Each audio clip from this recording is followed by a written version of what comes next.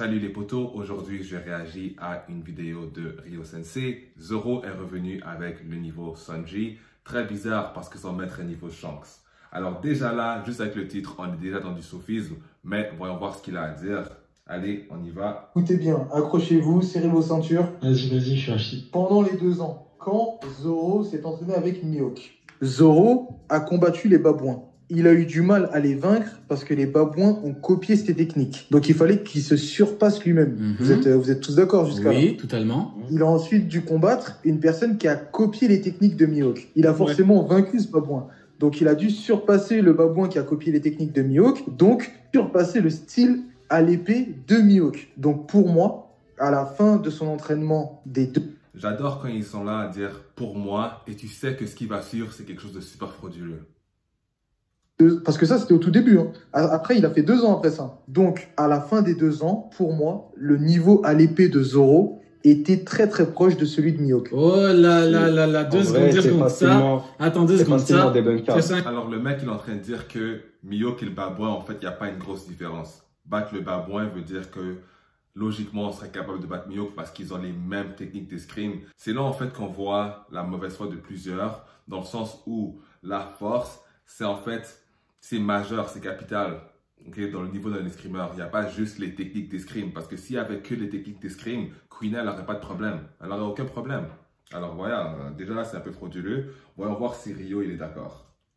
Incroyable. Déjà, juste pour rebondir, après je vous laisserai répondre par rapport à ce qu'il a dit. Et d'ailleurs, tu vas pouvoir démarrer. Moi, il y a un truc que j'ai dit dimanche par rapport à Mihawk, un truc que j'ai remarqué en pleine react. Je me suis dit, en fait, Mihawk, le mec soi-disant plus fort que Shanks, écoutez-moi bien, il a entraîné Zoro pendant 2 ans pour que Zoro revienne avec un niveau très proche du niveau de Sanji qui s'est fait entraîner par Ivankov. Alors qu'on vienne m'expliquer comment c'est possible que Zoro revienne avec un niveau très proche du niveau de Sanji alors que Sanji a fait que courir, a fait que cuisiner, il s'est entraîné avec... Ok, là, je dois l'arrêter parce que ça devient un peu trop frauduleux.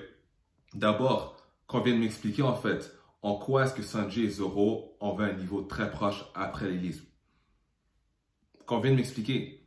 Parce que je sais qu'il y a une représentation visuelle de Zoro et Sanji en tant que les ailes du roi des pirates. Mais en quoi est-ce qu'ils avaient un niveau très proche alors qu'on a vu Sanji se mesurer à Vergo sur Pankazard. Puis on a vu Zoro se mesurer à Pika, à Dressrosa. Et entre Vergo et Pika, il y a quoi? C'est quoi la différence entre les deux? C'est quoi la vraie différence entre Vergo et Pika qui ont été présentés avec des capacités très similaires? Je te dirais même que Pika était plus impressionnant que Vergo. D'accord? Donc, à la fin de la journée, que tu as Vergo ou Pika, lesquels des deux le plus fort? C'est à toi de me le dire. On ne sait pas. Mais leur niveau est quand même très similaire. Ils ont été présentés de la même manière. Ils peuvent tous les deux s'armer de acquis de l'armement, tu vois, sur tout le corps. Alors, je te dirais que Zoro, il est présenté avec un niveau similaire à celui de Law, qui a su one-shot Vergo, tandis que Sanji se battait contre Vergo qui n'avait même pas le acquis de l'armement dans le corps, et Sanji a fini par se briser le tibia. Alors en quoi est-ce qu'il est équivalent à Zoro après l'hélice? Parce que Zoro, il s'est reposé jusqu'à Wano. Il s'est reposé. Quand il a essayé d'attaquer Doflamingo, il se fait arrêter par Fujitora. Il réussit à envoyer Fujitora à une certaine distance, alors que Sanji, lui, il galérait contre Doflamingo. En quoi est-ce que Doflamingo... Pardonnez-moi, en quoi est-ce que Sanji et Zoro avaient un niveau similaire après l'hélice? Il faut qu'on dise les termes. Parce que respirer à côté d'un autre personnage dans la même case, c'est pas du tout ça en fait. On a Zoro qui respire avec Luffy dans plusieurs cases. Est-ce que ça veut dire que Zoro est du niveau de Luffy? Non, pas du tout. Il y a le symbolisme et après on a les faits. Ivankov et que l'autre s'est entraîné avec, soi-disant, le GOAT. Le mec niveau plus fort que Shanks. C'est extrêmement choquant, les mecs. Et je dirais même que il faut briser le tabou. Parce que ce n'est pas normal qu'il revienne après 2 ans d'entraînement avec le GOAT ultime. Tu vois, le mec, c'est le meilleur épéiste au monde. Hein, avec un niveau très proche du niveau de Sanji. C'est bizarre. Mais c'est ça, l'argument est déjà frauduleux parce que tu assumes qu'il a un niveau très proche de celui de Sanji, mais avec quelle preuve finalement? Avec quelle preuve? On voit bien que Sanji il a galéré pendant l'hélice, juste à ce qu'il obtienne sa Ritsuit. Ensuite, ses gènes se sont finalement réveillés. Et là, Sanji a un niveau sérieux. Là, il a un niveau qu'on pourrait peut-être dire comparable à celui de Zoro. Mais avant ça, je suis désolé, il n'y a pas photo. On ne peut pas me dire que Sanji et Zoro ont battu un pacifista ensemble alors qu'ils sont égaux. Alors que n'importe lequel des trois, Luffy, Zoro ou Sanji, aurait pu vaincre un pacifista à eux seuls.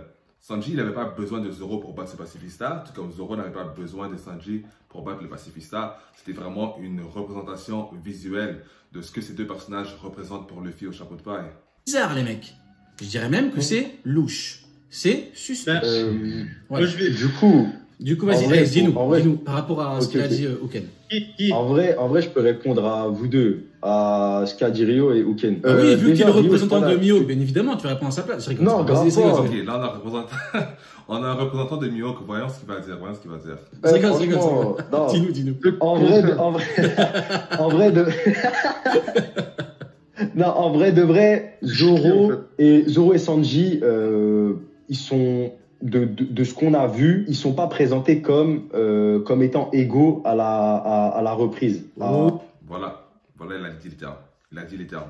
On va voir comment est-ce qu'il défend l'argument. À la reprise après, Sanji a rattrapé tout le retard. Sanji a rattrapé tout le retard qu'il avait accumulé vis-à-vis de Zoro grâce au Red Suite. Et pour moi, ça a été une facilité scénaristique de Oda pour pouvoir pallier à ce problème-là. Ok, facilité scénaristique, je serais pas sûr que je vais utiliser le terme, mais oui, exactement, c'est ça. Sanji a eu un arc complètement dédié à lui pour mettre en place une puissance qu'il allait avoir pour que finalement le rapport de force entre lui et Zoro soit convaincant. Parce que justement, tu ne veux pas te faire entraîner par Ivankov et espérer être dans la même ligue qu'un mec qui non seulement s'entraîne tous les jours, mais qui a été entraîné par Mihawk. C'est pas possible en fait. Donc oui, justement, Sanji a eu un arc dédié à lui pour mettre en place un futur power-up. Je suis même prêt à vous dire que Sanji a eu le power-up le plus important en fait, de toute l'histoire de One Piece. D'accord? Il est passé d'un mec qui pouvait à peine battre Page One avec sa Red Suit à un gars qui battait Queen. D'accord? La différence entre Sanji au début de l'hélice et Sanji à Wano, c'est pas du tout pareil. C'est pas comparable à celle de Zoro qui, oui, il a évolué, mais Zoro n'a pas eu une évolution aussi importante que Sanji. Alors comment expliquons-nous le fait que Zoro soit toujours le deuxième plus puissant de l'équipage et pas Sanji, parce qu'en fait, si jamais Sanji et Zoro avaient commencé au même niveau, le power-up de Sanji, normalement, qui est beaucoup plus important que le power-up de Zoro, aurait donné à Sanji la chance de devenir le nouveau deuxième plus puissant de l'équipage. Et ça, on sait que c'est faux. Qui était capable de battre Oji Jones sous l'eau, Zoro qui se la donne même pas sur Dressrosa, bref. Zoro, il se ménage un peu depuis le début jusqu'à ce qu'il soit face à King où vraiment il a un putain de power-up avec Enma et il se donne à fond. Sanji, on voit un peu ses limites même face à Doflamingo, etc. Et je pense pas que Zoro aurait eu autant de mal et se serait fait chlasser comme ça, comme Sanji face à... Exactement. C'est un peu fallacieux d'assumer que Zoro a forcément le niveau de Sanji et d'assumer que les limites de Sanji sont les limites de Zoro. C'est pas juste en fait. Il faut vraiment regarder à ce que les personnages font individuellement. Malgré le fait qu'il y ait une dynamique existante entre Zoro et Sanji, ça reste deux personnages différents. On peut pas voir ce que Zoro fait à Kaido et assumer, ok, Sanji serait capable de faire la même chose parce qu'ils sont égaux et ça doit rester comme ça. Non, en fait, c'est ça la simplicité dans les rapports de force de Rio. Et c'est pour ça que je dirais que c'est fallacieux parce qu'en fait, ça simplifie la manière dont Oda travaille sur ces rapports de force. Dofi, je pense que Sanji a eu son power-up avec le Red Suite. Alors, pour moi, l'évolution... Et le deuxième, pour répondre à Uken rapidement. Non, d'abord, je te réponds, vu que tu me réponds d'abord à moi. Ok, pour moi, on a bien vu quand ils sont revenus, on voit bien rien qu'au niveau visuel avec le pacifista, quand Zoro frappe et que Sanji frappe en même temps, il dit moi, je l'ai battu en premier, et l'autre dit moi aussi. Ils sont vraiment mis sur un pied d'égalité. Pour moi, c'est toujours premier, deuxième commandant. La différence étant que, effectivement, Zoro a été bien plus mis en avant. Ça, c'était un fait avec, par exemple, Oji Jones, avec Pika, parce que Sanji a eu un traitement différent. Sur Dressrosa, il a eu son histoire parce que l'auteur, en fait, je pense que l'auteur, vu qu'il avait prévu Whole Cake et qu'il avait prévu de mettre beaucoup de Sanji et pas de Zoro pendant 2 ans, il s'est dit, il est préférable de mettre Zoro en avant. Ok, alors là, tu as le numéro de Oda, si je comprends bien. Tu es son assistant. Donc, tu sais pourquoi est-ce qu'il fait les choses. Alors que la vérité, c'est simplement que Zoro avait une certaine facilité jusqu'à ce qu'il rencontre King. Et l'auteur n'a même pas donné la chance à Zoro de se faire frapper par Doflamingo, d'accord?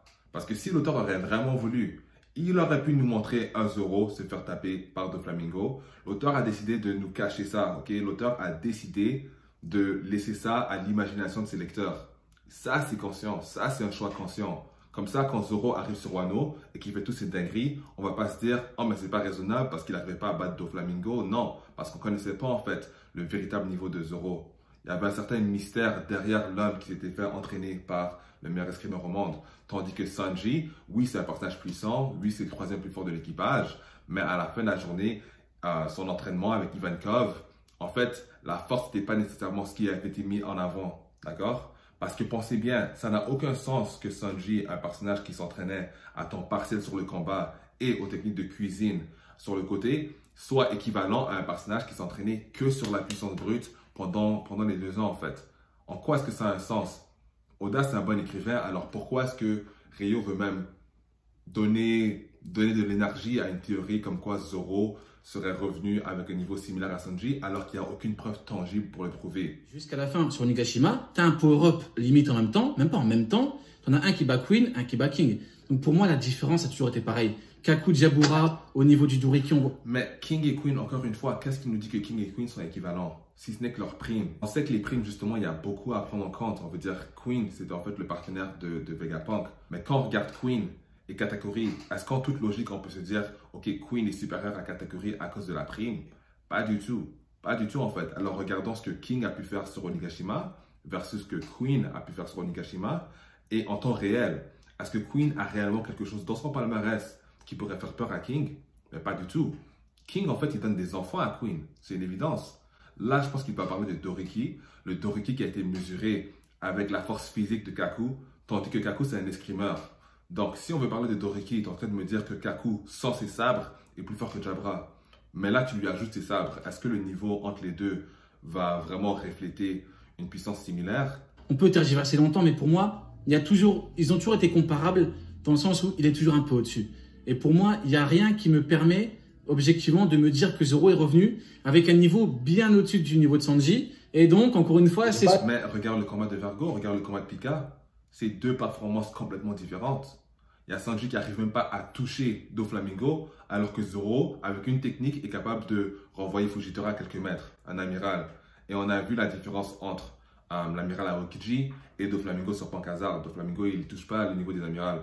Donc, comment est-ce que tu as Sanji qui se fait laver par Doflamingo, Zoro qui arrive à repousser Fujitora, et là tu me dis qu'ils étaient à peu près au même niveau après l'ellipse? Ça n'a pas de sens. Suspect. Ah oui, mais du coup, c'est suspect par rapport à Zoro et Mio, qui a été entraîné pendant 2 ans avec le GOAT.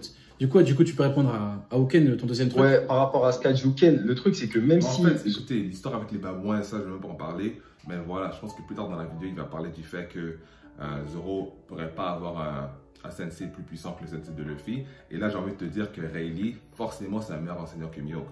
Forcément. Mihawk, c'est un solitaire. Donc, le fait que Luffy soit revenu plus puissant que Zoro, non seulement ça a du sens parce que Luffy, c'est un génie, c'est le personnage principal. Et Rayleigh, oui, Rayleigh, c'est un enseignant dans l'âme. Il a toute l'expérience, il est vieux. Alors que Mihawk, c'est un solitaire qui a non seulement pris Zoro à un moment où Zoro était déjà blessé, alors combien de temps, en fait, Zoro a pris pendant ces 2 ans à simplement récupérer avant de vraiment se jeter dans un entraînement acharné avec Mihawk, vous voyez? Donc en fait, c'est tout ce que j'ai à dire. Si tu as aimé la vidéo, n'oublie pas de laisser un pouce bleu.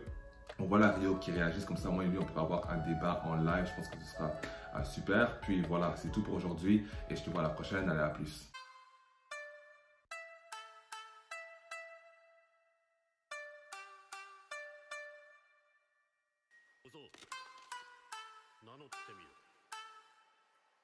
Loro